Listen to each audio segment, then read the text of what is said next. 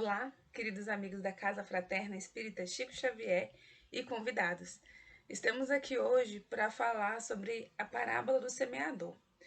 O tema que foi atribuído para a gente debater hoje, para a gente refletir um pouquinho, foi a parábola do semeador, né? Extraída do livro Parábolas e Ensinos de Jesus, de Caibar Schutel, da editora O Clarim. Então, vamos iniciar lendo a parábola, né? Para a gente lembrar um pouquinho desse tema tão importante, né? Então, no Evangelho, a parábola está no capítulo 17, no item 5. E assim está escrito, que é extração de Mateus, capítulo 13, versículos 1 a 9. Naquele mesmo dia, tendo saído de casa, Jesus sentou-se à borda do mar, e em torno dele logo reuniu-se grande multidão, pelo que entrou numa barca, onde sentou-se, permanecendo na margem todo o povo. Disse então muitas coisas por parábolas, falando-lhes assim: Aquele que semeia saiu a semear, e semeando, uma parte da semente caiu ao longo do caminho, e os pássaros do céu vieram e a comeram. Outra parte caiu em lugares pedregosos, onde não havia muita terra. As sementes logo brotaram, porque carecia de profundidade a terra onde haviam caído. Mas, levantando-se, o sol as queimou, e como não tinham raízes, secaram. Outra parte caiu entre espinheiros, e estes, crescendo, os abafaram. Outra, finalmente, caiu em terra boa e produziu frutos, dando algumas sementes 100 por um, outras 60 e outras 30. Ouça quem tem ouvidos de ouvir. E os discípulos perguntaram o que ele queria dizer com essa parábola. E, sendo uma das poucas parábolas que ele explicou, ele continuou: Escutai, pois, vós outros a parábola do semeador. Quem quer que escuta a palavra do reino e não lhe dá atenção, vem o espírito maligno e tira o que lhe fora semeado no coração. Esse é o que recebeu a semente ao longo do caminho. Aquele que recebe a semente em meio das pedras é o que escuta a palavra e que a recebe com alegria no primeiro momento. Mas não tendo nele raízes, dura apenas algum tempo. Sobrevindo reveses e perseguições por causa da palavra, tira ele daí motivo de escândalo e de queda. Aquele que recebe a semente entre espinheiros é o que ouve a palavra, mas em quem logo os cuidados deste século e a ilusão das riquezas abafam aquela palavra e a tornam infrutífera. Aquele, porém, que recebe a semente em boa terra é o que escuta a palavra, que lhe presta atenção e em quem ela produz frutos, dando 100 ou 60 ou 30 por um. Está em Mateus capítulo 13, versículos 18 a 23. Nós daí passamos a refletir diante do que Jesus falou. O que é a semente? É a palavra de Deus, né? E aí ele começa falando que algumas caíram à beira do caminho. As aves pisaram e comeram. São aquelas pessoas que ouvem a palavra, mas não dão atenção. E aí ele fala que o espírito maligno tira o que foi semeado, porque para essas pessoas a letra é morta. Elas ouviram coisas que não deram atenção, que não consideraram, que não acharam que era relevante ou de alguma forma não lhes tocou. E aí é como se é uma semente que não frutificou. Uma semente que sequer brotou, que sequer seguiu o seu caminho de desenvolvimento. Muitas vezes nós nos vemos nessa situação, né? Quantos de nós, em algumas situações, não ouve alguma palavra e ela passa? No momento de muita aflição, de muita indignação, de muita chateação, algumas palavras vêm e passam. E a gente não se deixa levar, né? Não se deixa tocar, na verdade. E aí depois vem a pedra com pouca terra, que a semente cai no lugar onde tem pedra, com pouca terra. E aí a semente secou. Ela até cresceu, mas aí o que cresceu secou porque não tinha raiz. Essa é a pessoa que escutou a palavra com alegria. Ela até escuta com alguma disposição, mas aí logo a palavra se esvai, porque vem reveses da vida e a palavra não se sustenta nessa situação. A pessoa até no espiritismo se dedica com os fenômenos, se identifica, na verdade, com os fenômenos, se identifica com as situações, as ideias do espiritismo, as ideias de Cristo, mas numa situação que não cria raiz. É como se fossem duas caixinhas. A caixinha da espiritualidade, sim, ela existe, e a caixinha do eu, do ser eu. E a gente até sabe daquele conhecimento, está no intelecto não, não desenvolvido porque nós não desenvolvemos aquela ideia ou aquele conceito. Ele existe, mas não passa adiante. E aí ele brota um pouquinho, mas ele logo se esvai. Até em situações que a gente tem aquela ideia, mas quando a gente passa por sofrimento muito profundo, a gente acaba se deixando levar por aquela dor e não entra, não penetra naquele conhecimento que a gente adquiriu tempo atrás, que a gente ouviu e que a gente não frutificou dentro de nosso coração. Depois, aí ele fala da semente que caiu nos espinhos. E aí a semente que caiu nos espinhos pode se assemelhar àquele homem que ouviu a palavra. Só que a palavra foi abafada pelas ilusões, foi abafada pela vida, pelo cotidiano, pelas pessoas ao redor, pela, pela, pelas dificuldades que a vida de alguma forma traz para aquela pessoa. A gente pode compreender quando essa situação, essa analogia que ele faz da palavra que cresce entre os espinhos, para todos nós que de alguma forma recebemos a palavra, entendemos, brotamos no nosso coração, mas aí o cotidiano acaba fazendo com que a gente entenda que não dá para desenvolver muitas coisas ou desenvolver muito aquela palavra. É um exemplo que não cabe para todo mundo, claro, mas assim, quando a gente fala assim, é necessário fazer caridade, a caridade que eu poderia fazer seria contribuir com cestas básicas, mas o meu dinheiro por enquanto está curto. Quando eu me aposentar, eu vou ter mais dinheiro e eu contribuo. Ah, eu poderia ajudar conversando com essa pessoa que está meio desestimulada hoje, que está meio chateada, mas eu tenho um horário para pegar o meu avião. Avião nem falo, né? Porque às vezes é uma coisa extraordinária, mas eu tenho horário para trabalhar, não tenho tempo. Quando eu tiver um tempo, eu vou falar com ela. E a gente vai, muitas vezes, postergando aquela situação que poderia nos ajudar a, mais uma vez, a evoluir mais um pouco, a interiorizar mais um pouco as palavras do Cristo. E aí, naquele cotidiano, a gente é abafado por aquilo. No final, Jesus fala da terra boa, que dá frutos. Algumas sementes 100 por um, outras 60 e outras 30. É aquele momento que a gente ouve a palavra, a gente presta atenção, retém e aquela palavra produz frutos. Quando que ela produz frutos? Quando ela começa a sair da gente.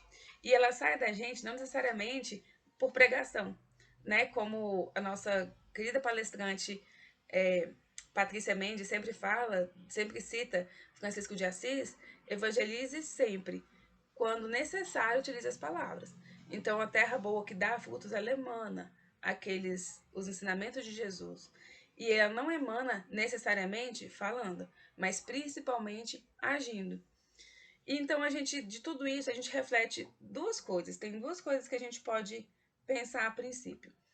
Que toda a circunstância da frutificação está focada nessa parábola no terreno.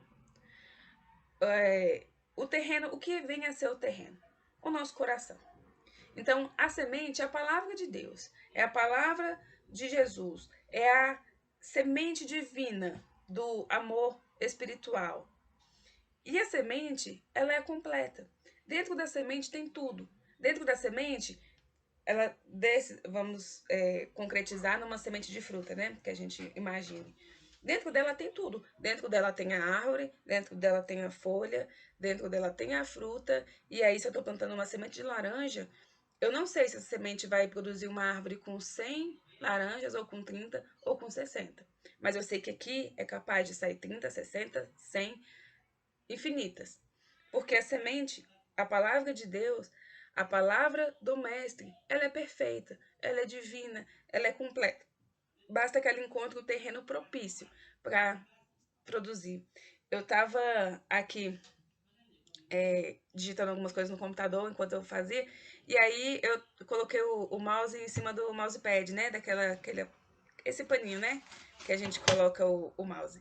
E aí o mouse estava em cima, o mousepad, esse paninho, estava em cima de um papel que tinha aqui, e aí não funcionava direito o mouse. E eu fiz uma analogia, eu falei, gente, é isso.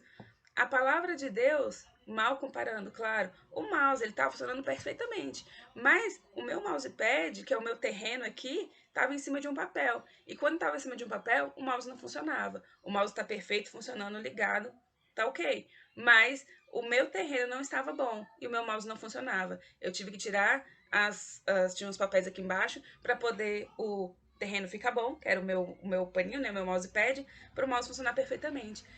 Eu percebi que a gente faz isso o tempo todo.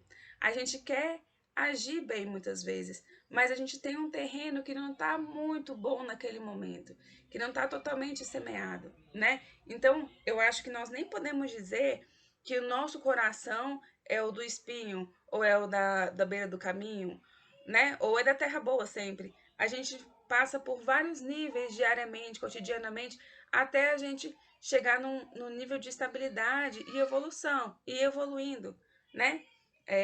Gradativamente. Então, essa parábola ensina principalmente a uma síntese principal das características das almas, ensinando a gente a distinguir a boa ou a má vontade que são recebidas as novas espirituais. E aí a gente lembra, mas tá, a gente recebe essas leis, recebe essas informações, mas muitas vezes elas não vão frutificar mesmo, porque nós somos pessoas imperfeitas no caminho do aprendizado, no caminho da evolução. E às vezes não dá, não dá um match, né? Como se fala, não criou uma sintonia ali. Mas como? Se eu sou filha de Deus, somos todos filhos de Deus, estamos todos procurando o aprendizado e a evolução. E às vezes é muito difícil. Então, como fazer isso? Cadê essas leis? Será que a pessoa que me ensinou, será que o líder espiritual que me ensinou, a pessoa que cruzou meu caminho que me ensinou, ela não era uma pessoa tão assim? Pode ser um falso profeta. E por que eu posso ser responsabilizada de não atender, de não seguir as leis divinas, sendo que eu supostamente fui ensinada por uma pessoa que era um falso profeta, provavelmente, ou possivelmente. Então a gente volta aqui, a gente vem na questão 621 da lei do Livro dos Espíritos. E Kardec pergunta: onde está escrito a lei de Deus? Os espíritos respondem: na consciência.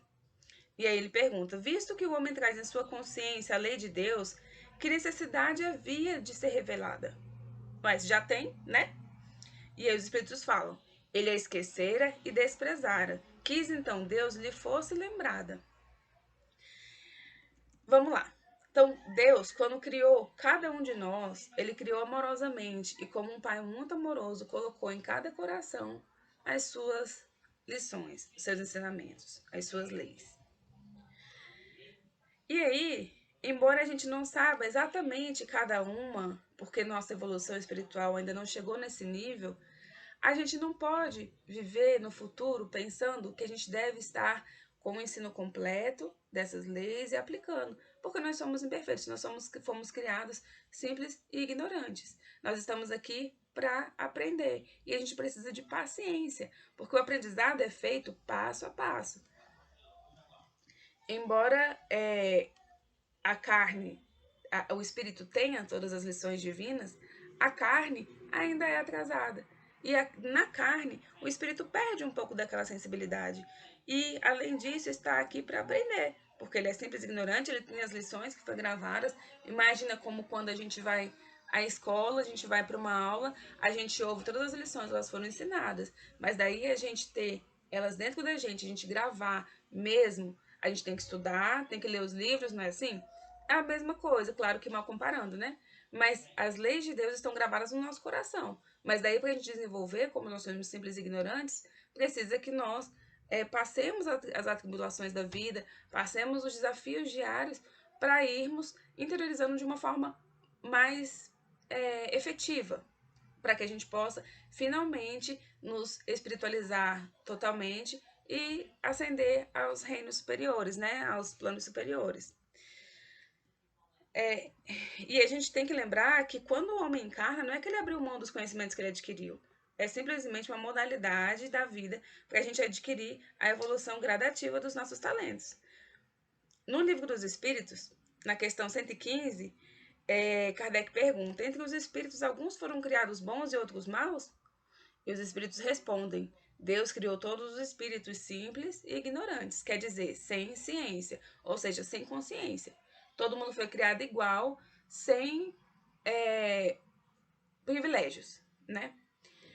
E aí Kardec pergunta mais uma vez: segundo isso, os espíritos seriam em sua origem como são as crianças, ignorantes e sem experiência, adquirindo pouco a pouco os conhecimentos que lhes faltam em percorrendo diferentes fases da vida? Sim, a comparação é justa. A criança rebelde permanece ignorante e imperfeita. Segundo sua docilidade, ela aproveita mais ou menos. Todavia, a vida do homem tem um termo e a dos espíritos se estende ao infinito. Então, sim, nós somos criados simples e ignorantes com as leis gravadas na nossa consciência. E a gente vai desenvolvê-la ao passo que vamos nos aperfeiçoando, vivendo, experimentando as nossas experiências diárias.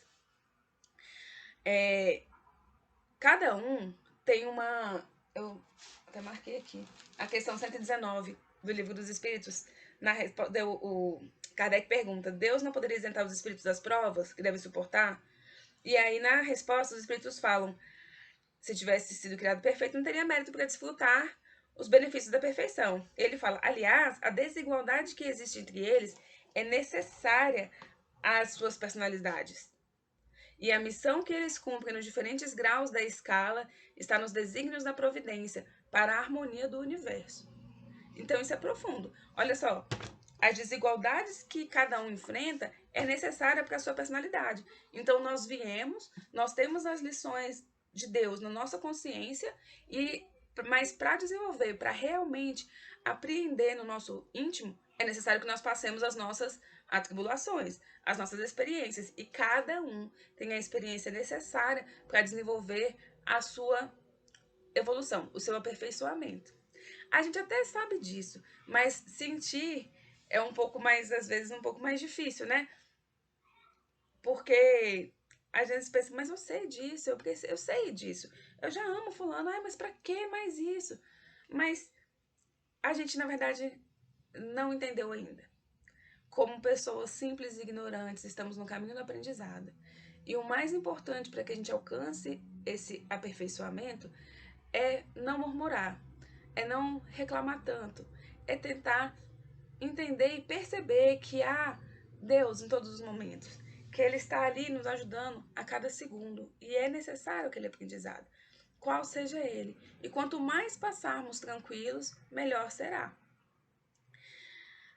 E se a gente quer saber mais, se nós somos criados simples e ignorantes, mas precisamos de um pouco mais de conhecimento, precisamos de desenvolver essas habilidades, é importante que procuremos Jesus, do modo que ele ensinou a gente, seguindo os passos dele e tomando a nossa cruz.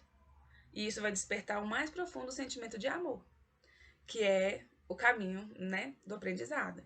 Então, seguindo os passos de Jesus, seguindo aquelas leis que ele nos falou, seguindo aquelas ideias que ele nos trouxe, e tomando a nossa cruz. Sim, eu preciso passar por essa situação, porque é através dela que eu vou adquirir meu aprendizado. E muito mal comparando, né, mais uma vez na escola, a gente está aqui estudando e eu preciso fazer a prova, porque através dessa prova, quando eu passar nessa prova, é que eu vou conseguir entrar na universidade, ou é que eu vou conseguir entrar nesse concurso público, ou é que eu vou conseguir o meu diploma de nível médio, não é? E é assim que a gente trabalha. É assim a vida espiritual, né? Nós temos um aprendizado, mas precisamos desenvolvê-lo. E devemos lembrar que nós nunca estamos sozinhos. Nós nunca estamos sozinhos nessas situações. Temos sempre os benfeitores, amigos para nos acompanhar. Lembramos de Mateus, capítulo 7, versículo 7. Pois todo aquele que pede, recebe. O que busca, encontra. E a quem bate, abrir-se-lhe-á. Então batamos as portas da sabedoria maior, que elas vão se abrir.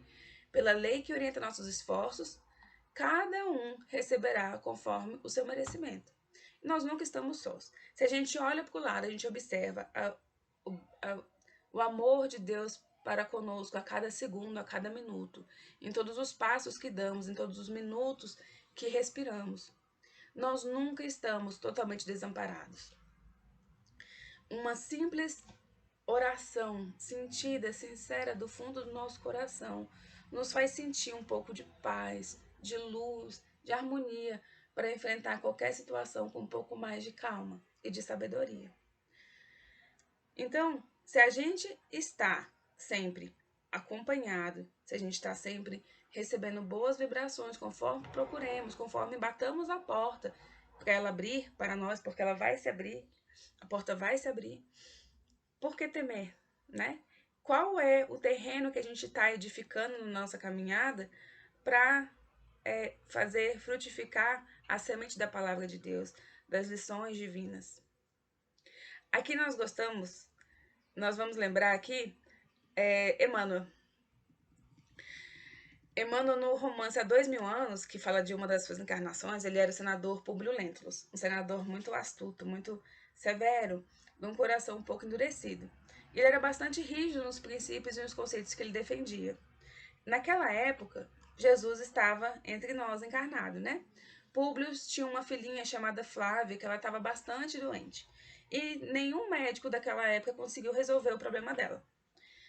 E uma vez ela teve o estado de saúde ficou bem ruim, bem pior, e aí a mãe dela soube, a mãe dela Lívia, né, soube que que o mestre estava entre nós e que ele tinha feitos de cura, e ele pediu, ele conversando com todo mundo, pediu, poxa, podia levar a Lívia, tal, tal. E então, uma vez podia levar a Flávia que é a filha, perdão. Uma vez que Flávia teve o estado agravado, ele Públio perguntou para Flávia, o que você quer que eu faça? Papai vai fazer tudo, porque ela estava muito mal.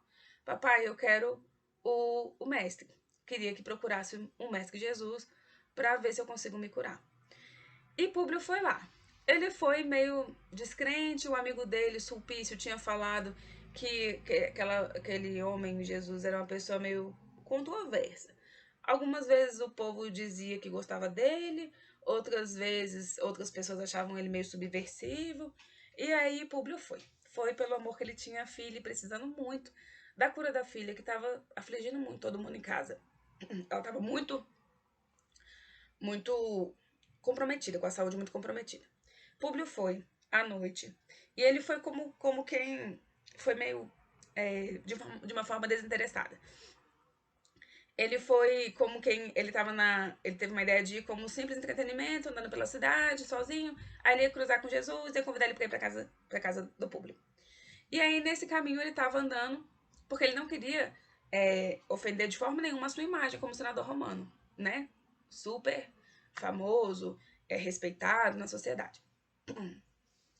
Durante o caminho, ele ficava se questionando: poxa, mas esse homem, eu sou um senador, eu vou atrás de um homem desse, né? Assim, que dizem que faz, mas eu não sei, ele é muito controverso, tal, tal. Nisso ele sentou pensando nas suas questões, ele sentou numa rocha. Sentado nessa rocha, ele se sentiu totalmente magnetizado e fora do corpo. E ele começou a lembrar de menores coisas da sua vida. Ele se sentiu extasiado. No livro ele fala que essa palavra, que estava extasiado. E em profundo êxtase, sem saber como expressar aquilo que ele estava sentindo, ele sentiu os poderes do mundo espiritual. E ele queria agradecer de uma forma profunda, mas ele ainda estava naquele torpor. E aí ele ouviu passos, identificou Jesus, que estava chegando na frente dele. Ele teve uma grande emotividade naquele momento. Ele sentiu uma grande emotividade, como é de se esperar diante de espíritos, né, tão evoluídos. Uma grande emotividade, começou a chorar, lágrimas saíram pelos olhos e ele era um homem que nunca chorava. E aí ele, por uma força misteriosa, precisou se ajoelhar. Se ajoelhou e ele não conseguia falar, porque o peito estava oprimido. Jesus carinhosamente tocou a testa de Públio e falou, porque entendia o que Públio estava passando, óbvio, né? E falou: senador, por que me procuras? Fora melhor que me procurasses publicamente e na hora mais clara do dia, para que pudesses adquirir de uma só vez e para toda a vida a lição sublime da fé e da humildade. Mas eu não vim ao mundo para derrogar as leis supremas da natureza. Venho ao encontro do seu coração desfalecido. O Públio não pôde falar mais nada. Ele estava tomado de uma forte emoção e ele ficou paralisado, extasiado. Aí Jesus continuou: sim, não venho buscar o homem de estado superficial e orgulhoso, que só os séculos de sofrimento podem encaminhar ao regaço de meu Pai. Venho atender às súplicas de um coração desditoso e oprimido. E ainda assim, meu amigo, não é o teu sentimento que salva a tua filhinha, leprosa e desvalida. Porque tens ainda a razão egoística e humana, é sim a fé e o amor de tua mulher. Porque a fé é divina, basta um raio só de suas energias poderosas para que se pulverizem todos os monumentos das vaidades da terra. Veja, basta um raio só das energias poderosas da fé para que pulverizem, para que se desfaçam todos os monumentos de vaidade da terra. Publio achou que estava sonhando. Mas aí o mestre continuou falando, como que entendendo como que não, entendendo o que o público estava pensando e continuou explicando que não, que ele não estava sonhando, mas que esperava que ele aproveitasse agora. Ele podia aproveitar agora aquela situação ou daqui a alguns milênios, de lá a alguns milênios. E que era um momento glorioso aquele, que o público poderia aproveitar. E que se ele conseguisse usar a liberdade para que no coração um cântico de amor, de humildade, de fé fosse explanado, então ninguém podia agir mais contra a própria consciência dele. Ele, né, de forma esplêndida, evoluiria. E Jesus ainda falou: soa para o seu espírito um minuto glorioso. Se conseguires utilizar tua liberdade para que seja ele em teu coração um cântico de amor. Mas ninguém poderá agir contra a tua consciência, se quiseres desprezar indefinidamente esse minuto ditoso. Então, Jesus foi, né? Foi totalmente completo, né? Como sempre, óbvio. Estou aqui, vou curar sua filhinha não pela sua fé, pela fé de sua esposa. Porque um resquíciozinho de fé é capaz de muito. Um resquíciozinho, uma poeirinha de fé produz muito. No entanto, você está tendo uma oportunidade. Cabe a você aproveitar agora ou daqui a alguns milênios. Mas se você não quiser aproveitar, ninguém vai poder invadir a sua individualidade. Ninguém vai poder criticar, ninguém vai poder agir contra a sua consciência. Cabe a você. Aí, nesse momento, o Públio lembrou da situação dele, de senador importante, da sociedade, e ficou naquela ideia e voltou para casa. Chegando em casa, Flávia estava ótima. Flávia estava curada, se convalescendo. Assim, se convalescendo porque ela estava muito ruim antes, né? Mas já estava bem, já tinha comido. E aí Lívia, a esposa, recebeu ele feliz, falando que ela e a funcionária deles, Ana, oraram bastante junto com a Flávia, com a pequena Flávia, e conseguiram essa maravilha dos céus. No entanto, Públio logo voltou à condição de senador romano, importante, pessoa, né, importante da sociedade, e ele não acreditou a cura de Flávia a Jesus. Ele não concedeu a Jesus, não acreditou que fosse Jesus que tivesse curado Flávia. E continuou agindo como sempre agia, como um senador romano da sociedade, envolvido nas suas obrigações ordinárias, né, diárias. E aí nesse momento a gente para refletir uma coisa. Quantos de nós não tivemos alguns momentos parecidos? Claro que talvez, né?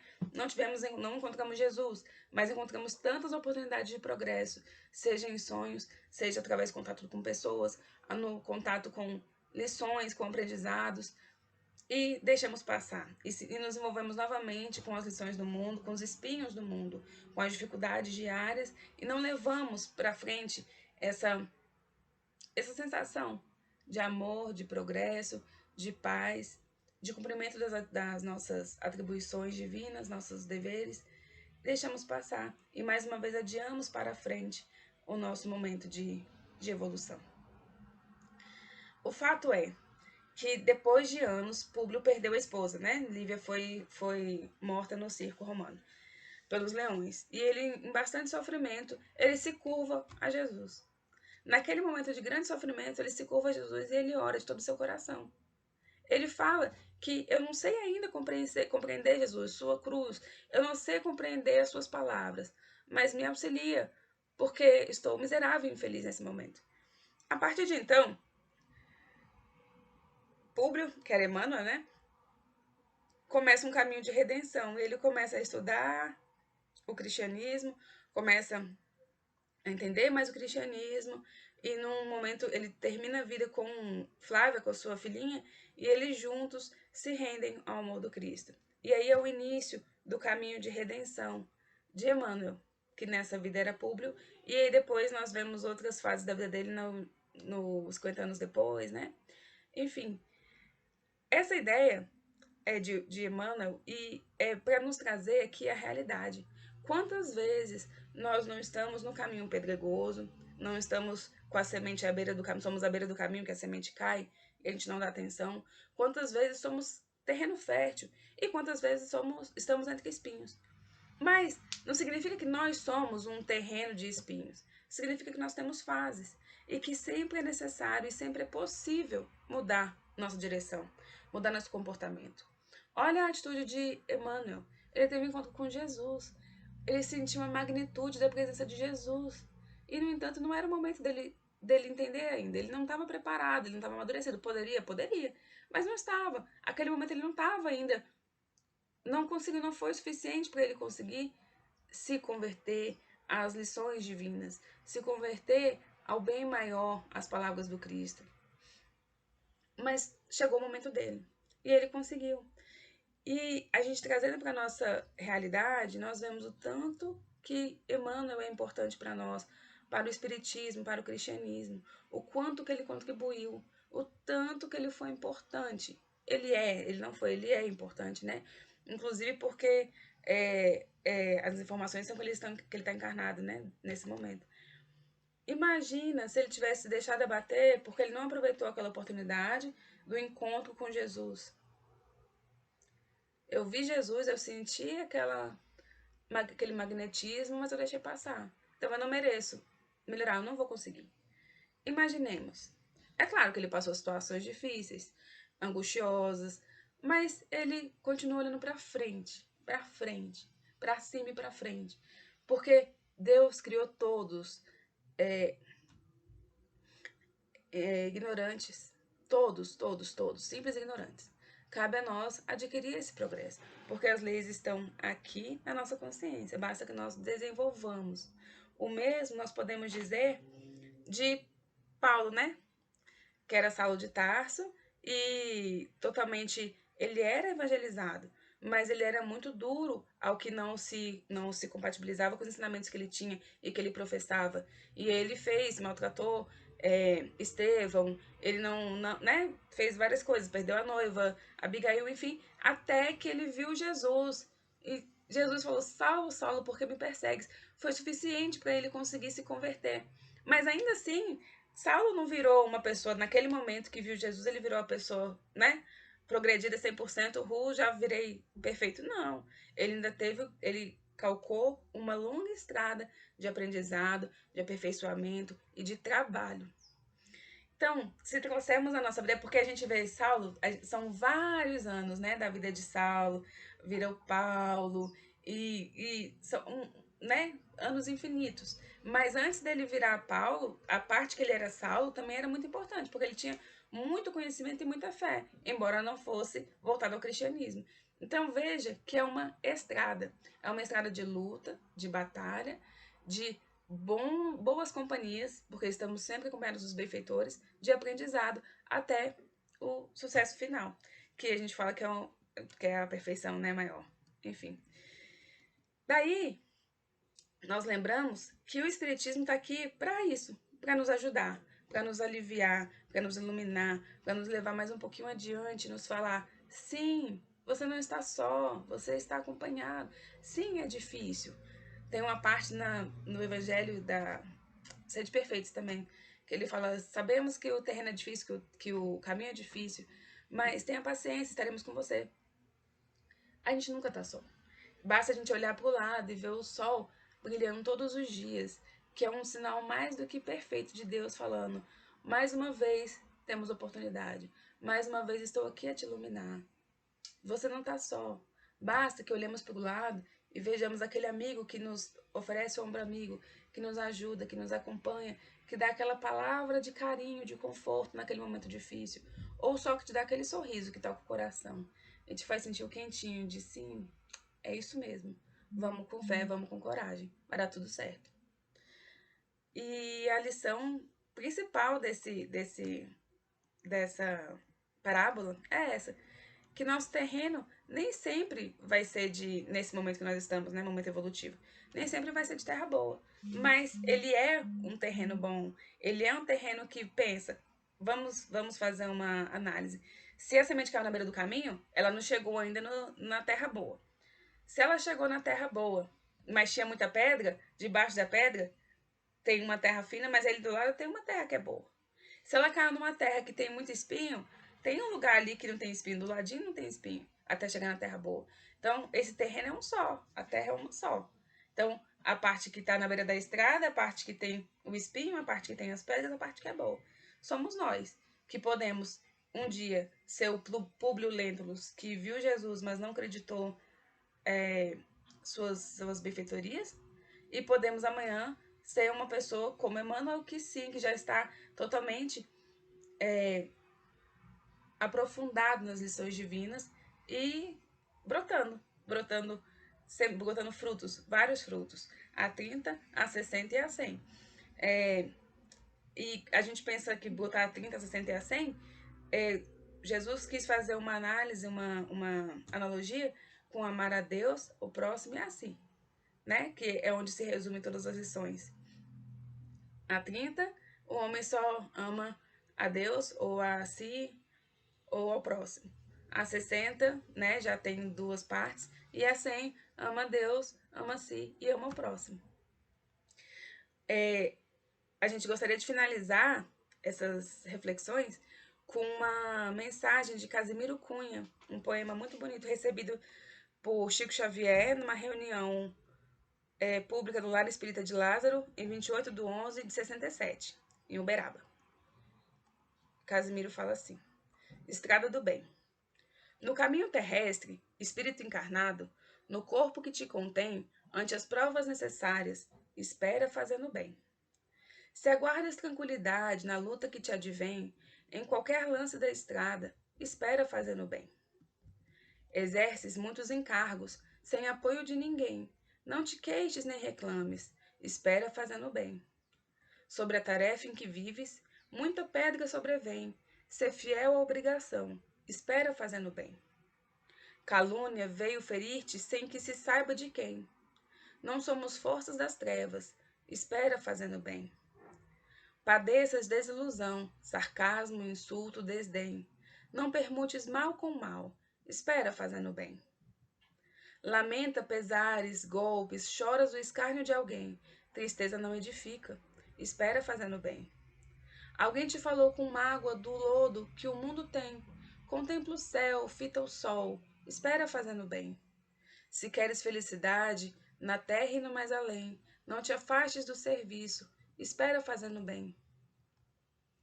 Deus é Pai justo e perfeito, dá tudo, nada retém. Se anseias vida mais alta, espera fazendo bem.